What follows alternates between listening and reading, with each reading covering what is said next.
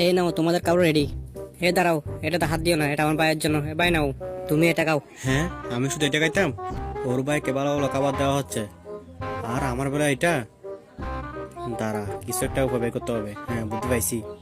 Tissue পেপারটা নিয়ে এইভাবে রাখতে থাকি, যাতে চম্পা বুঝে এখানে কিছু দিছি আমি। এই তো চম্পা চলে আসছে, এখন দেখা যাক চম্পা কি করে। এই দাঁড়াও, এই খাবারটা তুমি খাও, এটা আমার ভাই খাবে না।